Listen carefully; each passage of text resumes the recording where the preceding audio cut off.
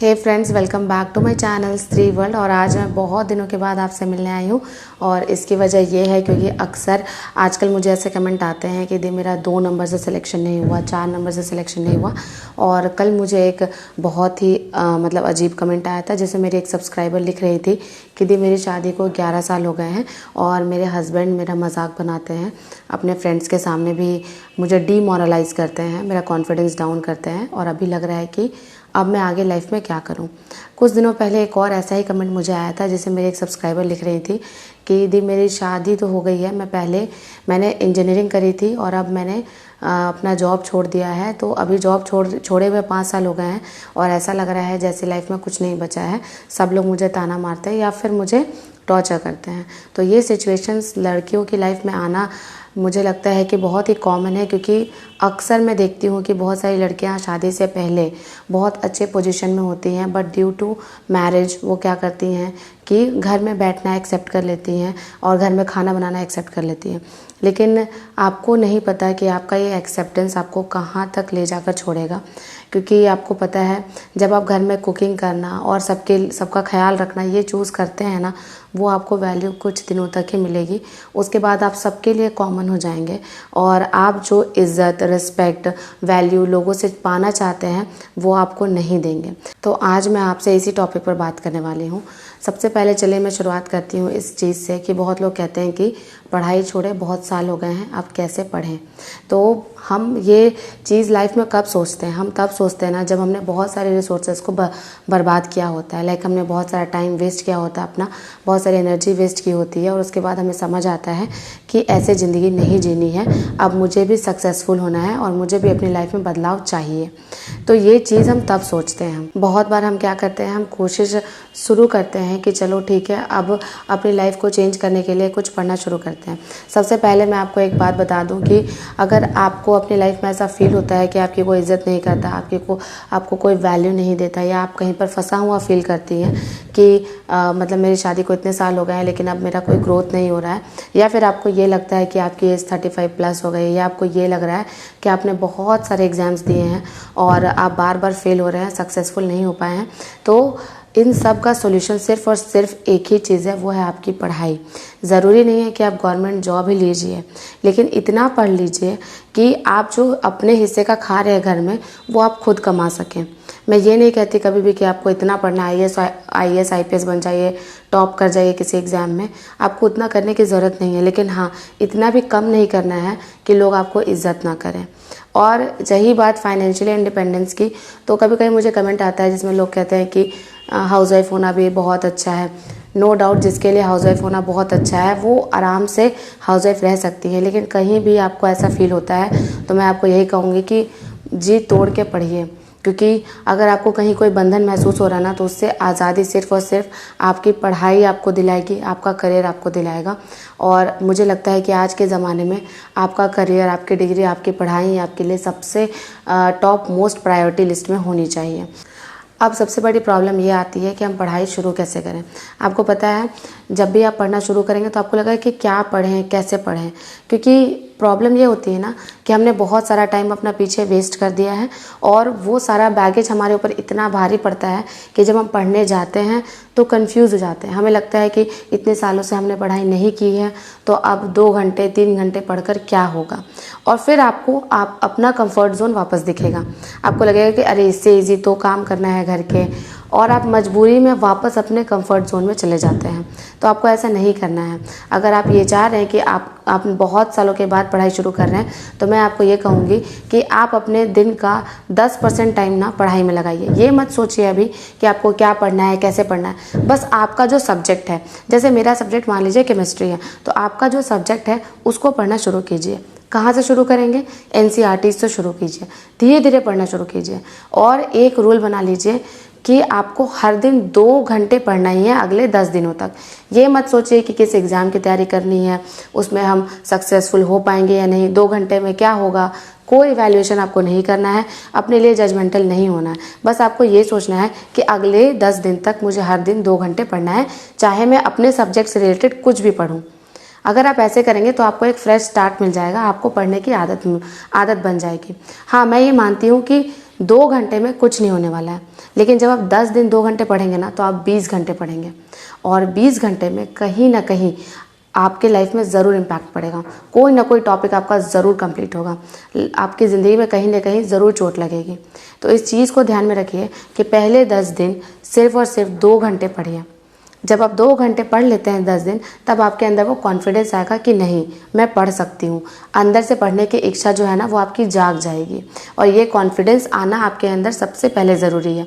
बहुत लोग कहते हैं कि मेरे इन लॉज मुझे सपोर्ट नहीं करते, तो मैं उनको कभी नहीं ये कहती हूँ कि आप उनसे अलग हो जाइए, उनको डिवोर्स दे दीजिए, क्योंकि वो कॉन्फिडेंस भी तो लड़की के अंदर होना चाहिए। आपके अंदर वो कॉन्फिडेंस है ही नहीं, तो आप कैसे अपने लिए स्टैंड लेंगे? और अपने लिए स्टैंड लेने का कॉन्फिडेंस आपके अंदर आएगा कहाँ से? जब आप पढ़ना शुरू करेंगे। और पढ़ना आपको शुरू कैसे करना है?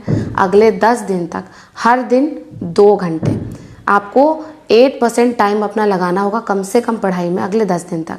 जब आपका पहला 10 दिन बीत जाता है, तब फिर आपके अंदर एक चेंज आएगा और आपको पता चलेगा कि अच्छा, मेरा सब्जेक्ट ये है, इस पोर्शन को मुझे कंप्लीट करना है। नेक्स्ट जो आपका 11 से लेकर 20 दिन का टाइम होगा, उसमें आप हर दिन 4 घंटे पढ़ने की कोशिश कीजिए, और आप देखिएगा कि 1 महीने के अंदर आप एक एस्पिरेंट बन चुकी होंगी। आपके अंदर कॉन्फिडेंस आ चुका होगा कि नहीं, मैं पढ़ सकती हूँ, रेगुलरली पढ़ सकती हूँ और किसी भी एग्ज़ाम की तैयारी कर सकती हूँ। फिर आप एग्ज़ाम डिसाइड कीजिए कि कौन सा एग्ज़ाम अभी है जिसके लिए आप तैयारी कर सकते हैं। अगर मैं टीचिंग एग्ज़ाम्स की बात करूँ तो भी बहुत सारी वैकेंसीज़ हैं, लाइक BPSC TRE 3.0 तो सबसे बड़ी वैकेंसी आपके सामने है। इसके अलावा आपका DSSS का भी एग्ज़ाम होने वाला है, उसका भी देखिए कि नोटिफिकेशन रिलीज़ कर दिया गया है। चंडीगढ़ JBT का भी फॉर्म आ गया है, तो बहुत सारे स्टेट में फॉर्म जो है वो निकल रहे हैं। तो आप फिर किसी एग्ज़ाम को टारगेट कीजिए और उसके अकॉर्डिंग अपना स्ट्रक्चर डिज़ाइन कीजिए कि आपको कौन से सब्जेक्ट में ज़्यादा पढ़ना है, कौन से सब्जेक्ट में कम पढ़ना है। तो ऐसे आप धीरे धीरे स्टार्ट करेंगे तो आप ज़रूर सक्सेसफुल हो जाएंगे। ये तो बात हो गई उनकी जो कि शादी के बाद अपनी पढ़ाई शुरू नहीं कर पा रहे थे। लेकिन एक प्रॉब्लम हमारे साथ और बहुत आती है कि हम बहुत बार एग्ज़ाम देते हैं और हमारा 1 नंबर से 2 नंबर से ऐसे छूट जाता है, और हमारे अंदर जो है वो डीमोटिवेशन आ जाता है कि अब हम कोई भी गवर्नमेंट एग्ज़ाम क्रैक नहीं कर पाएंगे, शायद हमारे किस्मत में ही गवर्नमेंट एग्ज़ाम नहीं है या गवर्नमेंट जॉब नहीं है। तो ये चीज़ ना हर एक एस्पिरेंट को कभी ना कभी फेस करनी पड़ती है। मेरे साथ भी हुआ था। जब मैंने तैयारी शुरू करी थी तो मैंने तो तैयारी शुरू करी थी DSSS की, लेकिन फिर मैंने एग्ज़ाम दिया था KVS PRT का। तो KVS PRT का जब मैंने एग्ज़ाम दिया उसमें मेरे नंबर ही बहुत अच्छे आ रहे थे, लेकिन आप सबको पता है कि BEd वालों को प्राइमरी से बाहर कर दिया गया था। तो उस समय मैं बहुत ज़्यादा डिमोटिवेट हो गई थी। मुझे ऐसा लग रहा था कि अब क्या करें, एक एग्ज़ाम को मैंने इतना सारा टाइम दे दिया और मेरा वो एक मतलब उसमें मैंने स्कोर भी अच्छा किया, लेकिन मुझे वहाँ से निकाल दिया गया। तो ये एक तरह का फेलियर ही है समझिए। तो मुझे बहुत बुरा लग रहा था। कहीं ना कहीं मेरे अंदर ये थॉट आ रही थी कि किसी और एग्ज़ाम के लिए अगर मैं इतना टाइम देती तो शायद मैं उसे क्रैक कर गई होती। चलिए, वहाँ से तो निकल के आए। तो फिर आया आपका बिहार प्राइमरी, उसमें भी मैंने एग्ज़ाम दिया, स्कोर भी बहुत अच्छा किया। सोचिए, इतना अच्छा स्कोर लाने के बावजूद हमें बाहर कर दिया गया। तो वो फीलिंग मैं समझ सकती हूँ कि जब आप वेरियस एग्ज़ाम से बाहर होते हैं, जब आपको ये सब फेस करना पड़ता है, तो वो कितना ज़्यादा डीमोटिवेशन पैदा करता है और कितना ज़्यादा अंदर से गुस्सा भी आता है सबके ऊपर, और हम उसको दिखा भी नहीं पाते हैं। क्योंकि लोग हैं ना, लोग तो आपको कहेंगे, उनको थोड़ी पता है कि एक एस्पिरेंट की लाइफ में क्या चल रहा है। वो आपको ताने मारेंगे, वो आपका मजाक भी उड़ाएंगे, वो आपको तरह तरह से डीमोटिवेट करेंगे। पहले तो मैं ये कहूँगी कि लोगों की तो आप सुनना छोड़ ही दीजिए, क्योंकि उनका तो यही काम है डीमोटिवेट करना आपको। लेकिन मैं आपको ये कहूँगी कि आपको नहीं होना डीमोटिवेट। अगर आपका 1-2 नंबर से छूट रहा है, तो जितना भी आपने प्रीवियस एग्ज़ाम के लिए पढ़ा है ना, वो समझ लीजिए ना कि वो आपके लिए एक तरह से जैकपॉट है। वो आपको अगले एग्ज़ाम में ज़रूर हेल्प करेगा।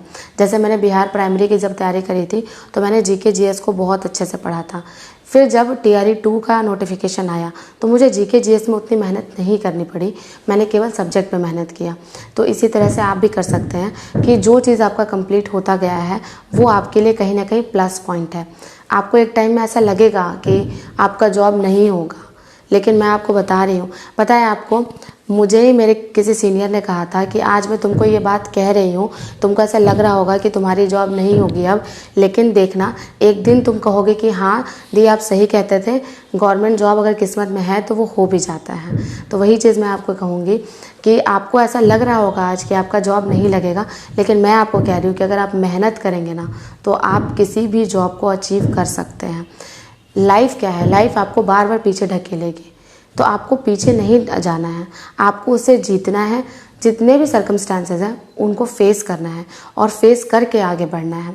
और देखिए, अब मुझे ऐसा लगता है ना कि असली एग्ज़ाम यही होता है लाइफ का, जब आप 1-2 नंबर से रिजेक्ट हो जाते हैं, अच्छा स्कोर करने के बाद भी आपका सिलेक्शन नहीं होता है, उस समय भी आप पेशेंस के साथ हर दिन कंटिन्यू होकर पढ़ाई करेंगे, तो फिर आप देखिएगा एक दिन ऐसा ज़रूर आएगा जब आप सेलेक्ट हो जाएंगे। एक बात मैं हाउसवाइफ्स को स्पेशली कहना चाहूँगी कि जब आप पढ़ाई करेंगे और अपने लिए काम करना शुरू करेंगे, आपको बहुत लोग ताना मारेंगे, और ये ताना मारने वाला आपका हस्बैंड भी हो सकता है खुद का।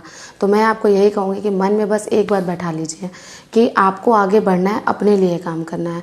बस मन में एक ही चीज़ रिपीट कीजिएगा कि जितना बोलना है बोल लो, तुम्हारी बातों से मुझे कुछ फ़र्क पड़ने वाला नहीं है। आपको पता है क्यों? क्योंकि आपकी किस्मत ना आपकी मेहनत बनाएगी, लोगों की बातें नहीं। इसीलिए लोगों की बातों को एक भी वैल्यू मत दीजिए। मैं तो ऐसा ही करती हूँ।